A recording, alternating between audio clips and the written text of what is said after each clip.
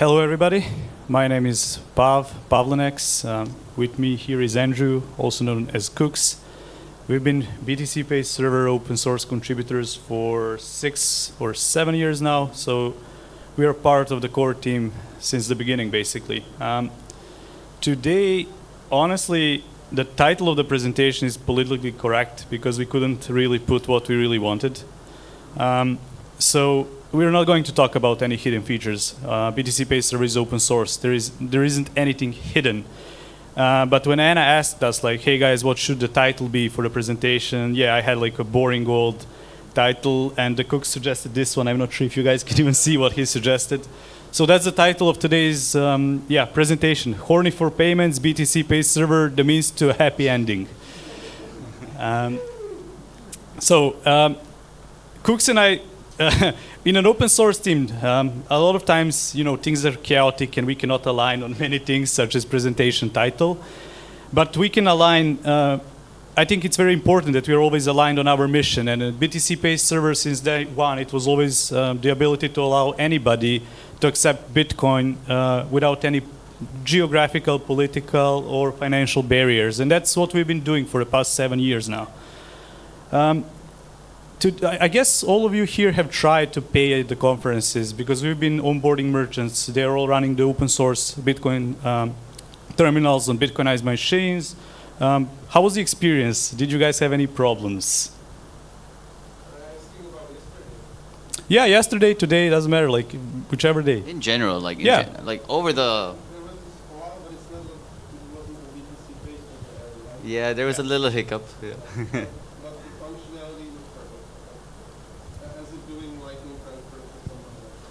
Yeah. Well, that's great to hear. So for us as an open source software, it's very hard sometimes to get any feedback because we don't really collect data on users. We don't know how users use our software. So the only way we can improve is to listen to the users. Sometimes they yell at us in our Telegram or Mattermost chat. They are angry at us because we changed something or there is a feature lacking. So we are very grateful that we as a team can be here and basically learn how people interact with Bitcoin, what is lacking. And we have our designers here as well. Distrat, who has been observing people, maybe sometimes even awkwardly, just like trying to see which button they type in and how do they play around with the amounts. So this is the only way we can get the actual feedback. And I'm very grateful for that because you're getting feedback directly from the users who are actually using Bitcoin for something. It's also slightly different from what we're used to doing because before actually going to physical locations and trying it out with people trying to use it like on a device with people peer-to-peer, it was mostly an online tool.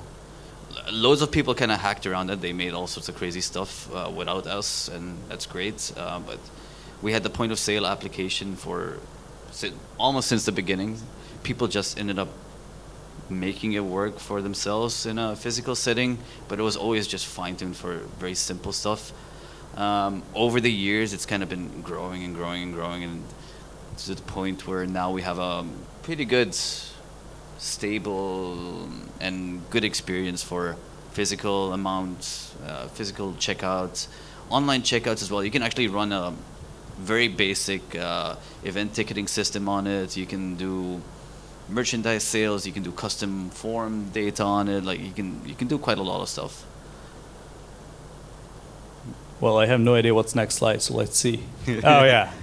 So, yeah, we've been doing this setup for the Nostriga conference yesterday and also for the Baltic Honey Badger today and tomorrow.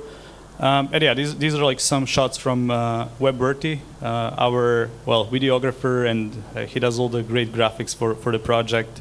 So, yeah, basically any feedback that you guys experience, feel free to approach us. Let us know if something doesn't work. We have a special group for merchants, so we get our feedback from them. And we are learning, honestly. Like, I'm excited to share some stats because now, since we deploy this for merchants, we have actually some stats. And this is the stats from yesterday. So you can see there was like nearly 1,467 payments. Out of all of them that with Bolt cards, I think it was over 1,200 basically, right? If I'm not mistaken. Yeah, basically almost everything went through the Bolt cards. Which is very interesting because it shows when you abstract all the technical stuff and just give people a familiar thing that they always interact with, like people just pay, they don't think. And I think there was like it was like 4 payments per person when it was divided, like with the amount of transactions and attendees, which is pretty good. We don't usually see this in everyday life. So like we are locked in our own bubble here and trying to see how things would work in the open source, in the hyper Bitcoinized world. We have a question.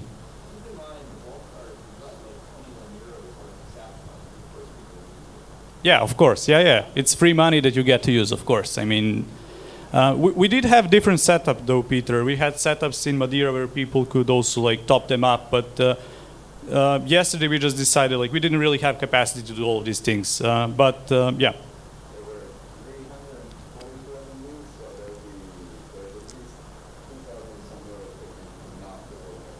Yeah. So there were payments from the external wallets as well. Just people got the money that they can use. Why not? So you see in total over 9,000. We'll see. This doesn't include today and tomorrow, so we'll see this data. We'll publish it. I think it's interesting to just know what's going on. But it also shows that Bitcoiners don't really tip. Maybe it was our UX that wasn't really obvious. Like you guys let us know if it wasn't really obvious that there were QR codes.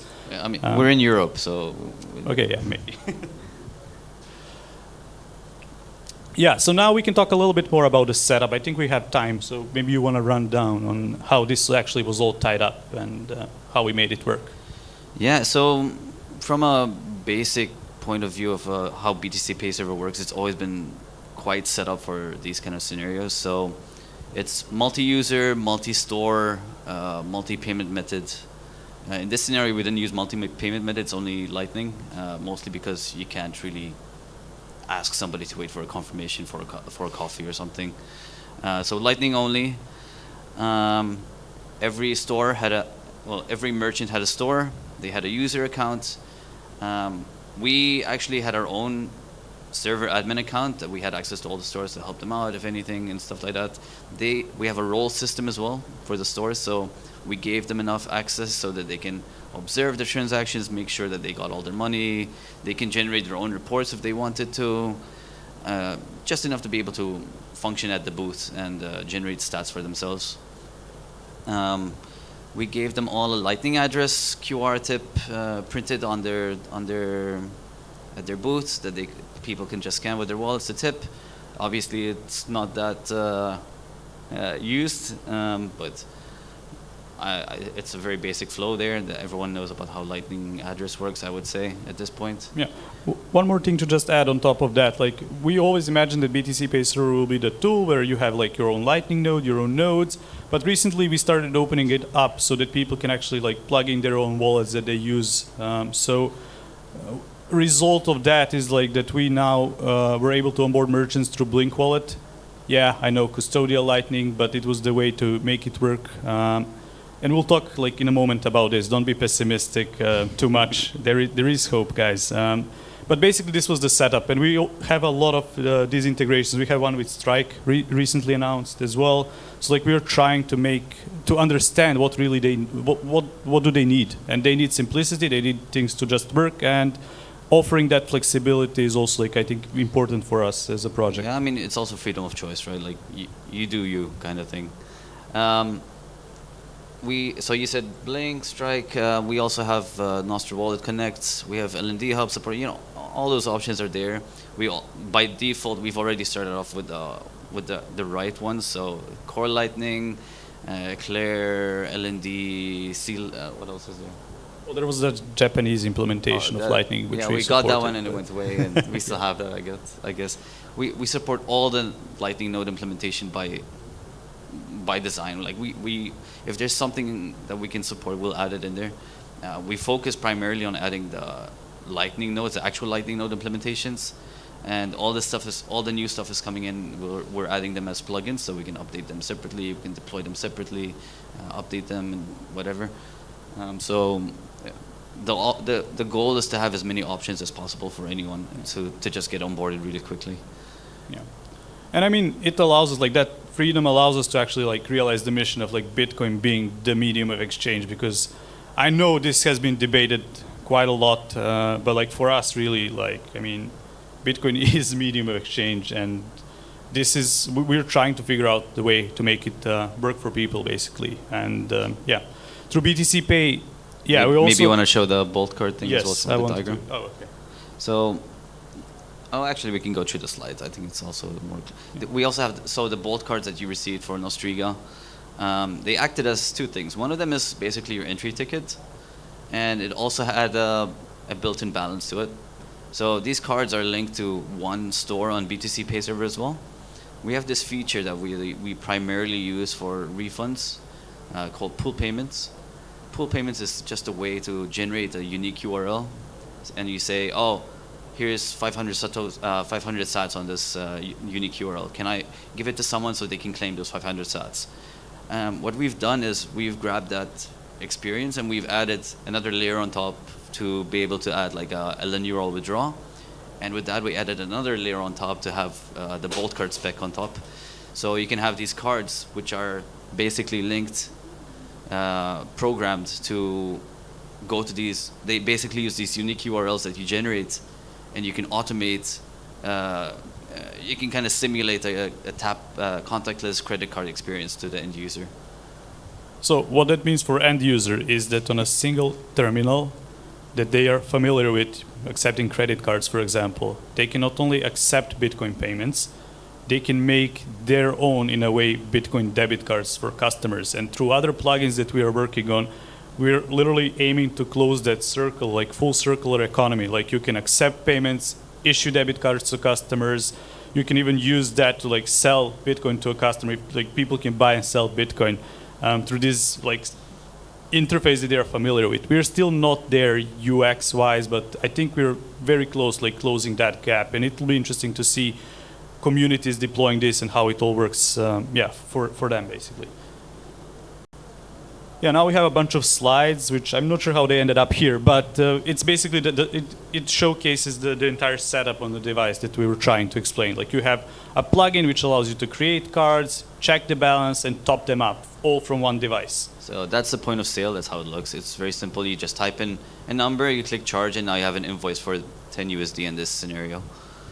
The Bolt Card Factory is basically how you create these cards, how you issue a card that has a balance tied to it. And you've seen the cards, you've had the cards if you came yesterday and the day before. And you have this other thing that was not even demoed or used in this conference specifically, but you have a URL that people can share. So you would find QR code somewhere, or maybe there's a manned booth somewhere where you can go, you can tap your card, you can see your balance, you can see all your transactions that you've done with your card. You can top it up by depositing money to it. Your balance can go up and down, you know, that kind of stuff. And it's a full experience. Like we're trying to make it end to end. Like you can do everything yourself. Last year we had done it with in collaboration with LN Bits. This time we tried to do everything ourselves. I think we're coming close to a full experience. Trial and error as usual.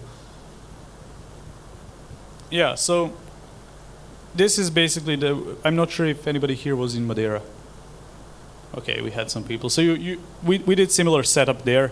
It was like a larger scale conference. So during like a course of 3 days, really the amount of payments and just like transactions was insane. I've really allowed us to stress test our software and just to really see how a world looks when like everybody are using Bitcoin every day.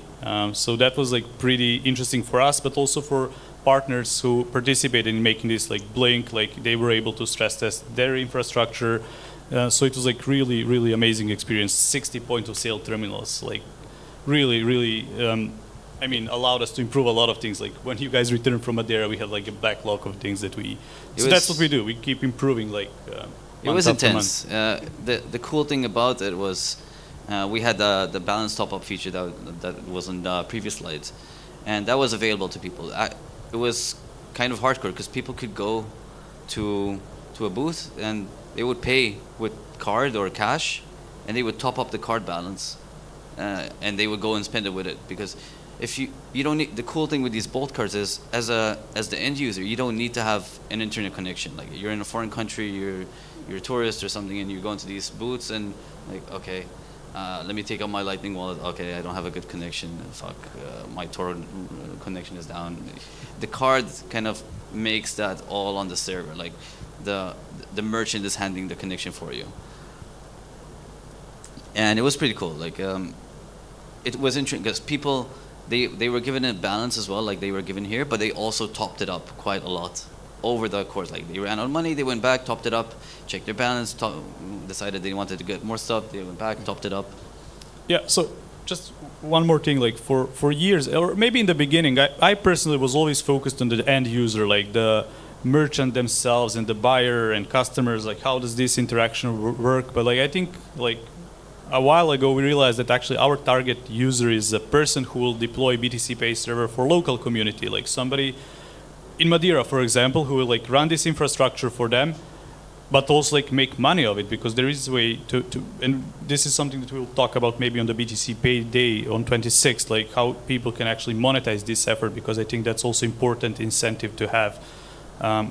And I think these users allow us like very quick access to end users, because you have like local champions in different countries that deploy BTCPay server, and then they onboard merchants, support them, and do all these like end user things, so that we as a small team don't have to like have like these people on the ground onboarding. Basically, we are just like 9. The core team is just like 9-person team. Yeah. We also had like one of those local champions is like BTCPay in Italy.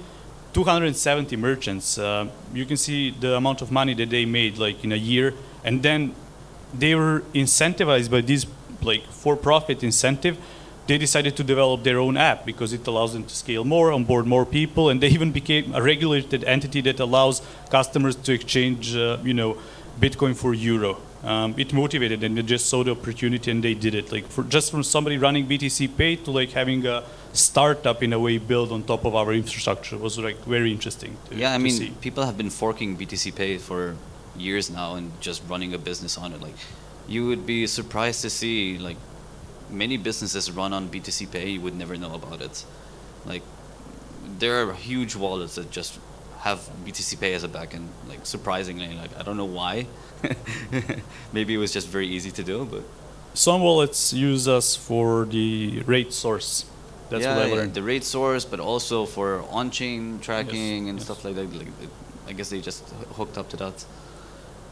Yeah, so we also have like local champions. I won't like talk much about it, but we have people in Costa Rica deploying BTCPay server, 200 merchants. They also like develop their features for local communities, allowing them to connect to like Bitcoin Jungle wallet for receiving tips directly and all this cool stuff.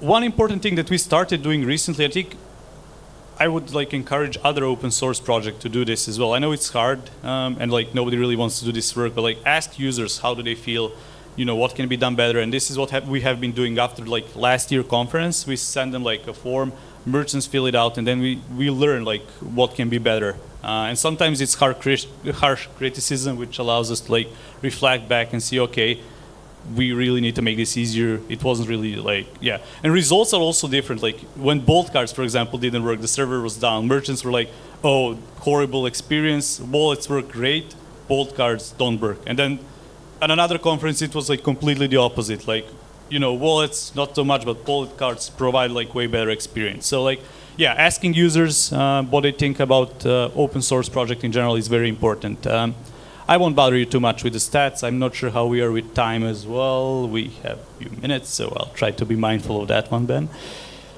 Yeah, for me, this was like really great moment. Would you be Would you be open to accept Bitcoin payments at the next year conference? 83% said yes. We have all of them this year again accepting Bitcoin payments in Riga, so that was pretty encouraging. The only guys that replied no were the guys providing vegan food, I guess. So yeah, you guys need to eat more salad. So just quickly, we know what they want. Merchants want complete technical abstraction. Give me a button, click, charge. I want familiar experience. I don't want anything crazy. I want it to be fast. I don't want to like hang around and wait for 3 minutes or confirmations or whatnot. They don't want volatility. This is something that we still haven't figured out, but on this conference we are using Blink Wallet mostly because of the stable sats feature, which allows them to hedge in stable sats, and then later they can like exit in like fiat or maybe even Bitcoin, depends on them. So all of these learnings through the years allowed us to realize what kind of experience there should be in retail, like what retailers want and how it should work for them. that motivated us in partnership with LDK and Spiral to start our own BTCPay app.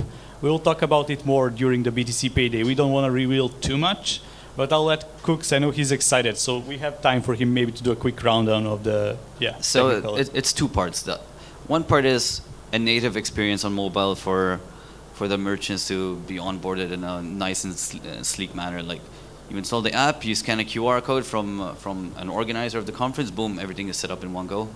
You have your wallet set up, your node is running, your balance works, your rates are configured the right way, everything is done for you. Permissions are set. So that's the first part. Remote UI in a very sleek, very automated experience for a merchant that has no clue what Bitcoin is. Like, they just know how to use a terminal to accept money from people. We want to make that experience very nice and simple. The second part is having, going back to what we really do, self-sovereign payment processing. Blink is great, but it's still custodial, and it's kind of, you're still cheating it, Actually, you're outright cheating it. So we also are building a Lightning node with using LDK, and it will be running on the mobile device alongside the app. There's a lot of fancy stuff. I'll keep it for Monday.